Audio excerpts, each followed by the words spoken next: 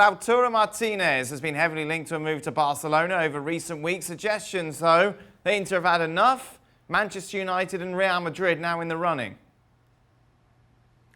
Well, this is the thing to remember here. Inter don't get to choose where he goes. He has a release clause, and all somebody has to do is show up with the money. And if they show up with the money and Lautaro wants to join them, he's going to go. So I think what we're seeing here is a realization, perhaps, that it might be beneficial to Lautaro if there were other clubs who were interested in him, other than Barcelona. It might be beneficial to Inter if they find themselves in a situation where things drag on beyond the moment in time when his release clause expires, which I believe is mid-July, and maybe they might have to sell him to the highest bidder. So I think what you're seeing is sort of a lot of tactical maneuvering right now. What hasn't come out from Lautaro's end is him saying, no, I don't want to play for Inter anymore. I want to go to Barcelona.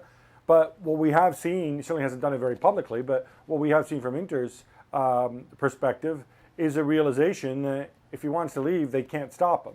So they're already thinking, I think, in terms of plan B and what to do if he does move. Barcelona still front runners, Sid.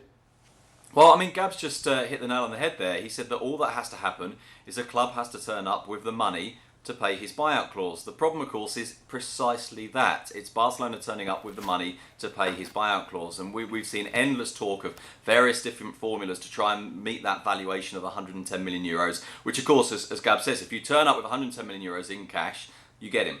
But if you haven't got that money in cash, you have to find other ways of putting together a deal that convinces them that this is okay, that this meets that valuation in some way. And Barcelona have been desperately trying to get other players to become part of that deal, to have a part swap element to this. Now, of course, on the face of it, this is how it ends. It ends with someone paying the buyout clause. But of course, in a depressed market, if Barcelona were unable to do that and made another offer, and if other clubs were also unable to meet that buyout clause and made offers, then of course you get a much more of an open market scenario. And I think what's happened, of course, with Werner and Chelsea and Liverpool is a warning that sometimes you can have a deal that seems to be in place, that seems to be ready, that just needs to be triggered, that just needs to be finalised because the player knows where he wants to go, the club where he wants to go wants him, and they believe they can find a way of convincing the club he's at. But until you do that, you can't be certain, and this is Barcelona's big problem at the moment. They need to generate 70 million euros by the end of the financial year anyway, regardless of this deal.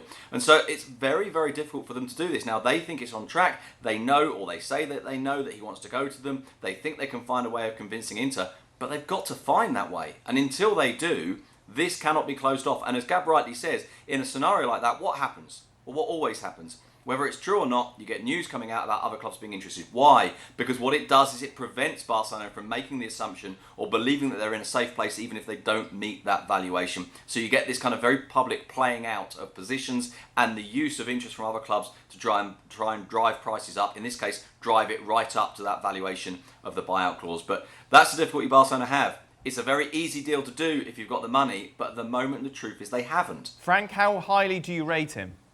Well, he should last, well, that season, he's not finished yet, that he stepped up and went to another level, or maybe two other levels, and showed his real talent. He's going to be a bright future of our football, and I'm sure he's going to score many goals in any club he's gonna go, or even if he stays for Inter. He's a fantastic player. I like his movement. I like the way he feels the goal and how he can reach his goal every time he shots. He's a talented player. I don't know where he's going to go, but I don't want to be in his shoes right now where, sometimes you say, oh, you're going to go to Barcelona, maybe you're going to go to Real Madrid. Well, nothing to be sad about, but maybe unbalanced, maybe his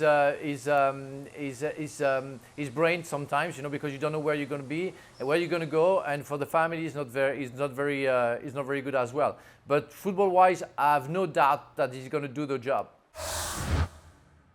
Well, thank you very much for watching ESPN on YouTube. For more sports highlights and analysis, be sure to download the ESPN app. And for live streaming, premium content, and let's not forget as well, ESPN FC 7 days a week. Subscribe to ESPN+.